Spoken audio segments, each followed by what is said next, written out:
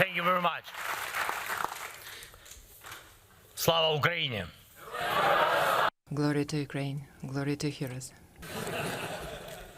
You said, welcome home. Mr. President, Mr. Secretary General, Madam Secretary General, honorable members of the Assembly, dear friends. First of all, thank you for supporting us, supporting Ukraine. Your support has been strong, clear, very important. In many ways, you have shown real leadership. Your clear political positions calling Russia's actions a crime of aggression, supporting a just end to the war, and rejecting any attempt to legitimize the Russian occupation of our Ukrainian territories have helped shape the political response of all of Europe. You have set the standard for every democratic nation across the continent. Thank you for that. Thank you.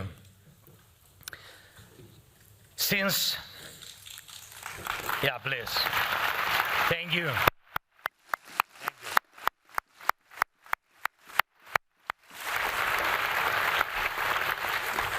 Since the start of the full-scale invasion more than 3 years ago, the Parliamentary Assembly of the Council of Europe has adopted almost 30 resolutions in support of Ukraine. The Council of Europe was the first major international organization to expel Russia for its aggression. You made it clear the attack on Ukraine is an attack on all of Europe.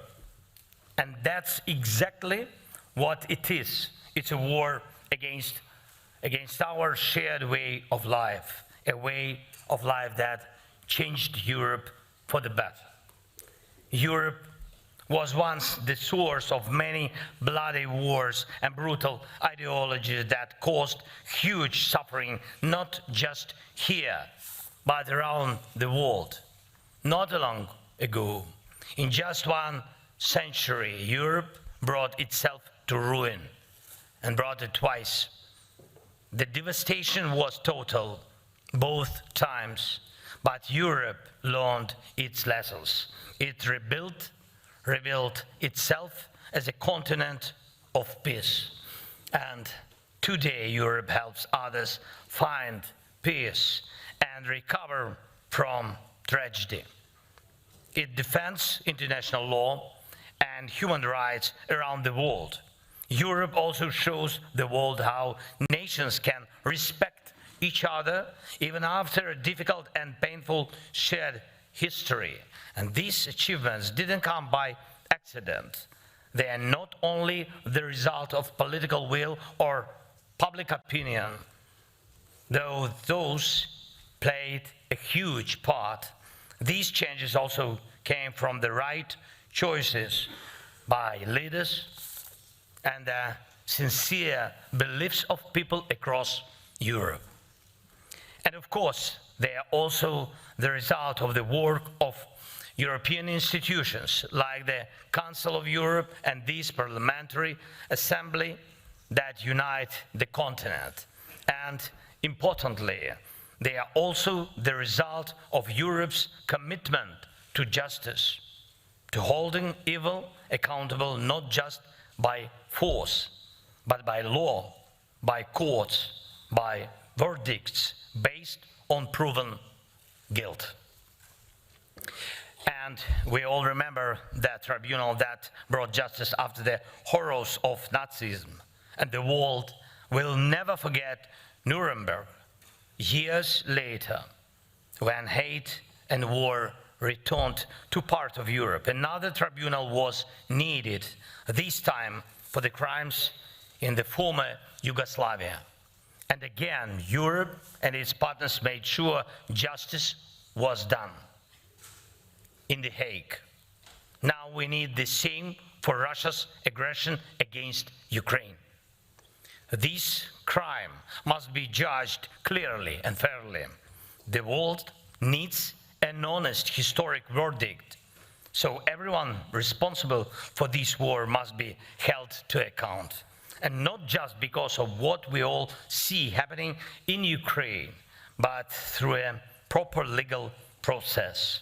It was here, in this assembly, that the first call for such a tribunal was made. The idea was endorsed here. And now it's gaining real support from partner countries in Europe and beyond.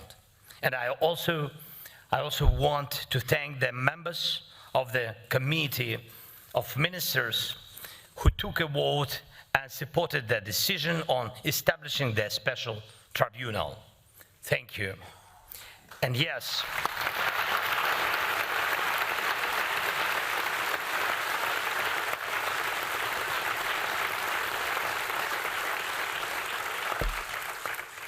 yes, there is still a long road ahead, and really we know it.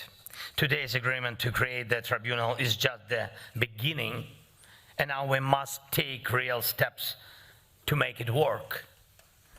And it will take strong political and legal cooperation to make sure every Russian war criminal faces justice, including Putin.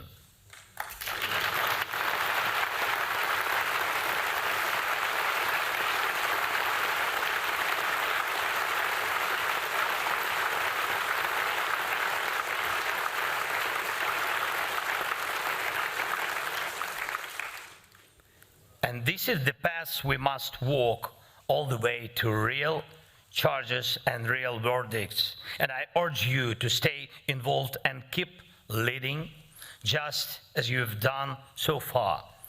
Some people, and understandably so, ask, what can a tribunal really do? Wouldn't it be better to focus entirely on weapons, technologies and drones? Of course, military support for Ukraine, tough sanctions against Russia, political pressure on the aggressor are all essential.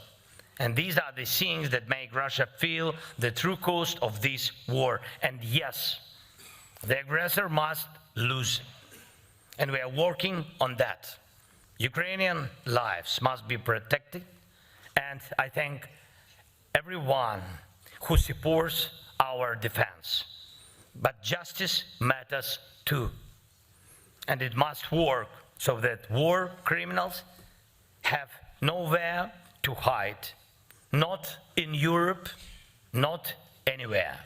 Justice must work in a way that makes it clear to anyone planning such crimes of aggression, that accountability is certain, and justice must work in a way that sets a legal principle: no rewards for aggression. That's why the crime of aggression must be recorded, judged, and punished. The Hague, perfect venue for it. The Hague is waiting for justice to be delivered. Thank you to everyone who is making that happen. Thank you.